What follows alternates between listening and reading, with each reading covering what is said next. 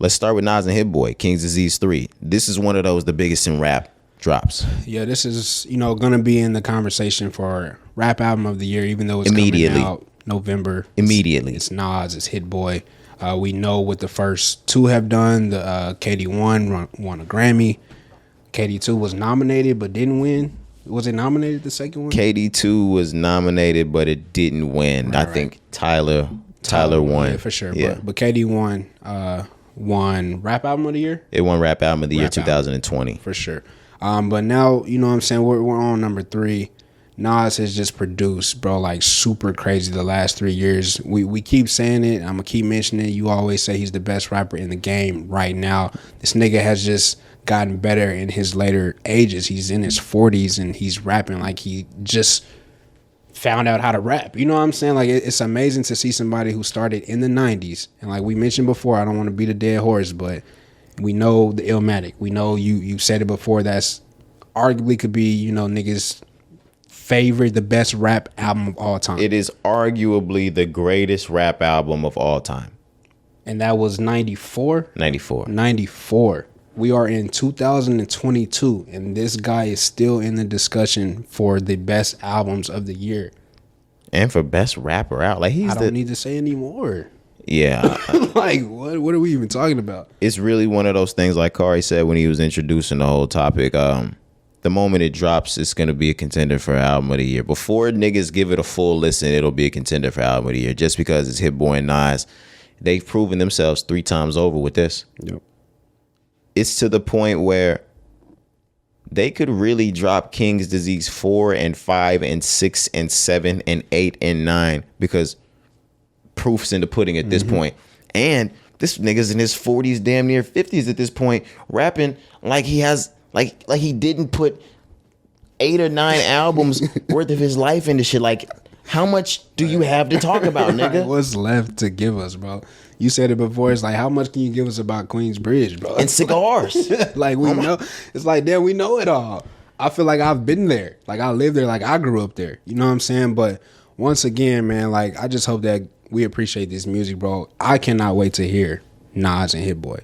Like, we talked about Drake and 21 Savage. You want to get into them a little bit later, but outside of that, I don't know if I've been super more excited for an album to drop this year. Outside of King's Disease 3, bro. Like, Nas is really just like that. I don't think people are really like realizing it because he's older, because he doesn't, he's not one of the new guys who's making like noise in social media. Nas doesn't make a lot of noise. He just produces in his raps. And like, if you're not listening to it, then you won't understand. What do you mean? Like, if niggas not listening to Nas, like, Nas is not somebody who's gonna be in social media making a lot of noise on the headlines. You gotta listen to the music to really know what's going on. And I still feel like these days, even in his great albums, there's a lot of shit Nas still needs to open up about that he never has opened up about. That he could really, really, really have one of the greatest albums of all time when he finally decides to open up about all that Khalees shit. I was just about to ask you. He's never talking about Khalees. He's never talked it. And what about the album with the dress? What was the album called? There were some bars and a couple of songs, but it never addressed everything. Now there was some allegations from Khalees. Yes. None of that was ever talked about.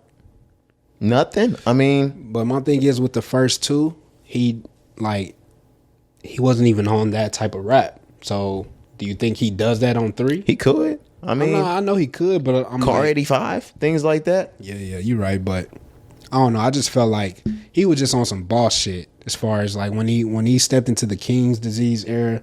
I feel like Nas was just on some like empire shit. Like, let me rule the world. You know what I'm saying? But I don't know, man. But regardless of what he puts out, like I said, I'm just super excited for this drop. I love Nas. Of course, we love Hit Boy. I think Hit Boy is probably the best producer in the game right now as well. And then you pair him with, somebody who we think is definitely one of the best rappers out in the game right now. You can only get the best product, bro. So I'm definitely looking forward to hearing this. Like, I can't wait to hear King's Disease. And I feel like even though they're kind of on the same tip, they have to be because they carry the same name. King's Disease 1 and King's Disease 2 differ. They do. So I want to know how this is going to differ, because Magic was completely different than King's Disease 1 and King's Disease 2. Dog. But I expected it to be because it wasn't an installment of King's Disease. And they just dropped it on us out of nowhere. Like, we weren't even expecting it. But that's another thing, though, with Magic. Like, I always kind of forget about that because it just came out of nowhere. But Magic is only like 9 songs and still could be the best project like of the year. It came out last year. That shit was like arguably one of the best projects that came out for the year. And it was only 9 songs, like an EP kind of, you know what I'm saying? But like, it was basically just like some, here y'all go. Let me just throw this out. Just hold y'all over until the next tape comes out. I didn't give Magic the love that I should have gave it. I mean, I loved it still because, of course, I ran it through 2 or 3 times, but I don't replay it like I do. Okay. Yeah, bro. I love Magic. I'm going to just say that.